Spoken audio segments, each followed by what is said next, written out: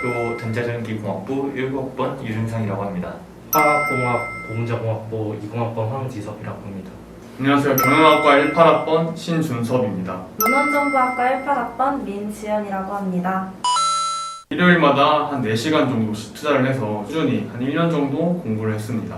논술에 처음 접한 거는 고등학교 2학년 때 학교 방과후 통해서 접했고요. 고등학교 3학년 때는 일요일 날 매주 학원을 1년 동안 다녔는데 재수할 때는 6월 달부터서 재수종합학원에 있는 특강을 일주일에 한 번씩 들으면서 준비했습니다.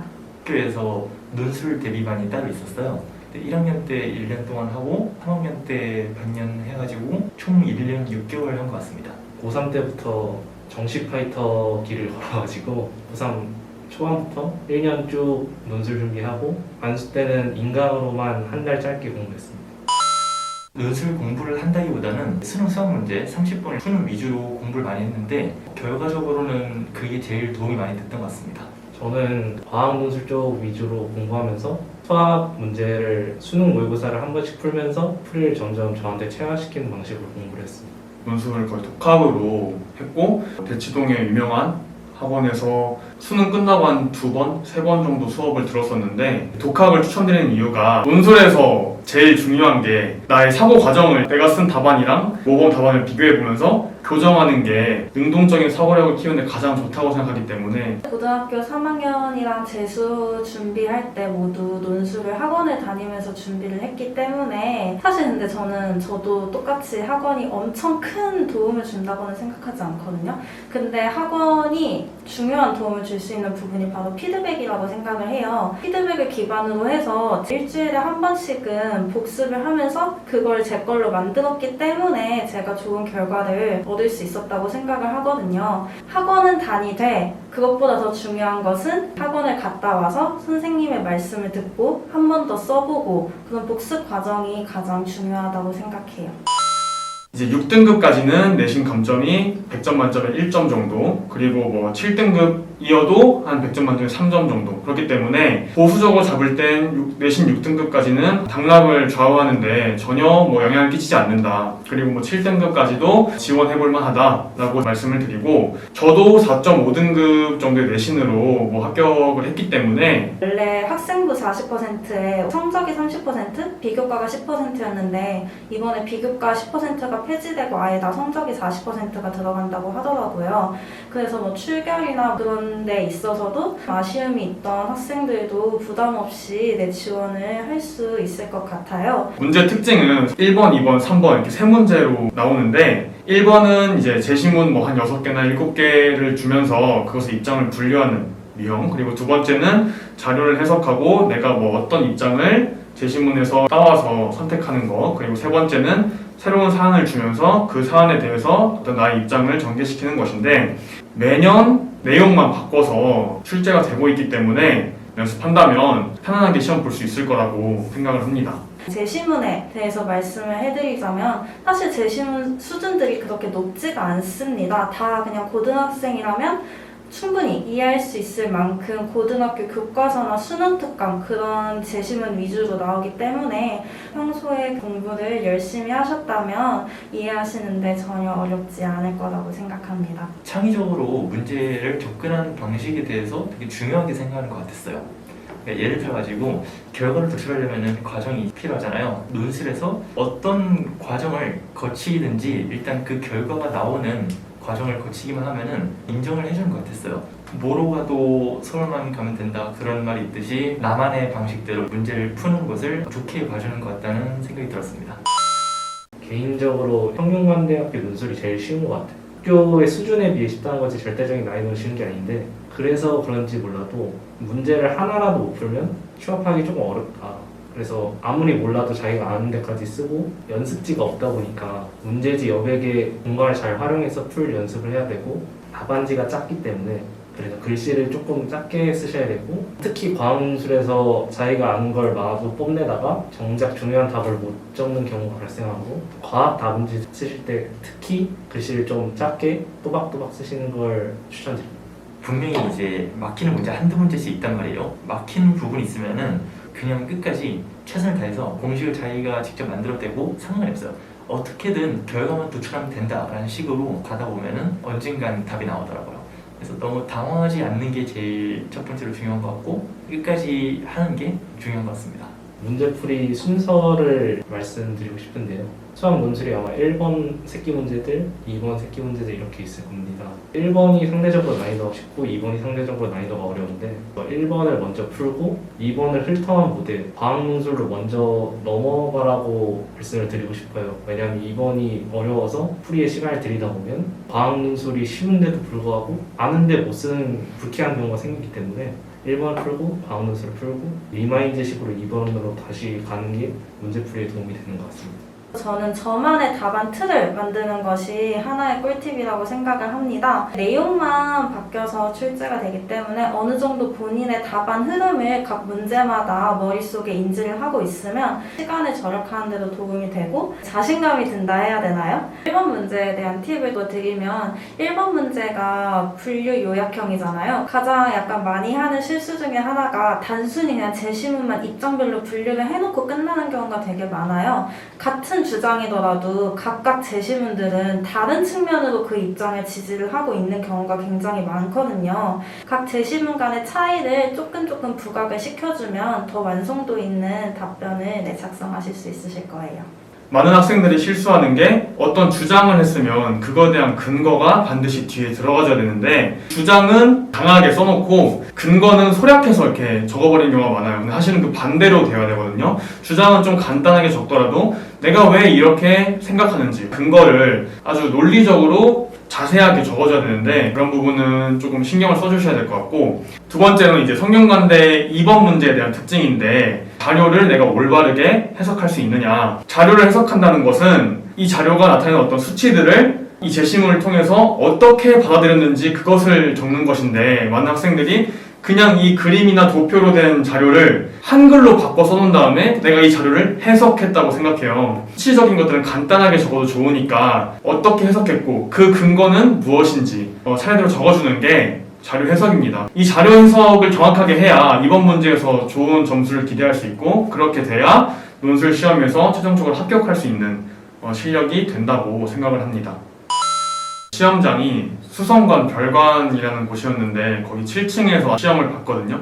그런데 제가 성균관대를 와본 적이 없었기 때문에 전 당연히 그때는 대학교가 지하철역 근처에 있을 줄 알았어요. 그래서 해화역에 내렸을 때 입실 마감 20분 전에 도착을 했었거든요. 그런데 거기 이제 안내하시는 학군단 형한테 제가 여기 시험장이 수성관 별관이라는 곳인데 이거 지금 빨리 가야 되냐라고 물어봤더니 전력 질주를 해야 된다고 하시더라고요. 그래서 뛰어갔던 경험이 있는데 입실 마감 한 넉넉하게 1시간 전에는 해화역에 도착을 하셔야 안전하게 들어갈 수가 있다. 굉장히 스펙타클한데요. 비가 오는 날이었어요. 그날 다른 독수리대학교의 논술을 보고 퀵 타고 성대로 왔거든요. 근데 제가 너무 정신이 없는 나머지 우산을 땅바닥에다 버려두고 그대로 퀵 오토바이를 탄 거예요. 그래서 성대에 도착하니까 이미 비가 너무 많이 내리고 있었고 또 우비도 상체밖에 안 가려서 밑에 바지랑을 다 젖고 입문관으로 후문에서 이제 내려가고 있는데 다른 지원자분께서 감사하게도 우산을 씌워주긴 했지만 시험장에 도착했을 때 제 상태는 머리도 다 젖고 바지, 양말, 신발 다 젖어가지고 시험을 맨발로 봤거든요. 또 가방에 수능 보다가 남은 핫팩 4-5개 다 써가지고 의자에다 깔고 시험 보고 제가 내려야 될 곳을 잘못 내려가지고 학교 근처에서 내리지 않고 한 블록 뒤에서 내려버렸어요. 그래서 이제 거기서부터 학교까지 계속 걸어가는데 이제 시간이 빠듯하더라고요. 논술을 가셔야 된다면은 반드시 사전 답사를 하시는 거를 추천드릴게요. 성균관대학교 논술을 2번이나 봐서 처음에 봤을 때 학교와 굉장히 경사가 있습니다. 체력 낭비하시지 않게 최대한 주의해서 하시는 게 중요하고 과학 논술 답안을 쓸 때 짧게 쓰라는 이유가 이제 제가 크게 쓰다가 마지막에 답을 못 적을 것 같아서 처음부터 다 지우고 다시 써가지고 시간이 오래 걸렸거든요. 여러분 저 같은 오매한 실수 안 하시길 바라면서 말씀드립니다. 보통 1, 2주에 한 번씩만 논술을 풀면은 다른 학생부 종합하고 정시를 준비하는데 적절한 밸런스가 있다고 생각을 해요. 저도 실제로 그렇게 했고요. 논술을 준비하신다고 하셔도 논술의 비중보다는 다른 전형의 비율을 높이는 게 제일 좋다고 생각이 듭니다. 이제 논술도 최저 비율이 있다 보니까 정시를 망해도 최저만큼 맞추자라는 마인드로 정시를 공부하시고 논술은 감을 잃지 않게만 풀면 좋은 결과가 될 것 같습니다. 뭐 학생부 종합전형이랑 같이 준비를 했었는데 일주일 중에서 하루만 투자를 하라는 거예요. 6일 정도는 집중을 해서 수능 공부를 하고 일요일 정도는 수시 관리를 하겠다. 대부분의 상위권 대학들은 논술 최저 기준이 있어요. 꼭 그 점을 염두에 주시고 논술은 일주일에 한 번만, 나머지 시간에는 수능 공부에 집중을 하시기를 바라겠습니다.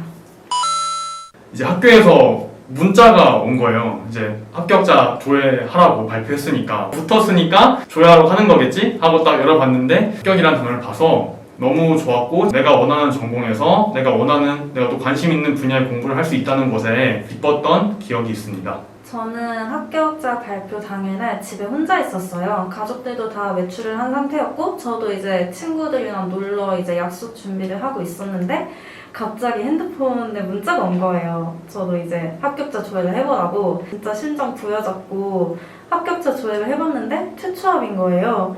합격을 예상치도 못한 학교였고 논술 최초합을 할 생각도 정말 꿈에도 못 꿨기 때문에 딱 보자마자 했는데 사실 혼자 있어서 그런지 뭔가 환호성이 나오고 그러지는 않다가 이제 엄마한테 전화를 했어요. 엄마 이렇게 한마디 하니까 엄마도 이제 직감하신 거예요. 그래서 나 합격했어 라고 말 한마디 하자마자 저도 눈물이 완전 펑 터지고 엄마께서도 막 우시고 같이 계시던 분들도 막 축하해 주시고 그 뒤에 막 아빠 막 할아버지한테도 다 전화하고 그 당시 운전면허를 이제 따려고 학원을 가는 길이었어요. 버스를 타는데 갑자기 담임 선생님한테 전화가 오는 거예요.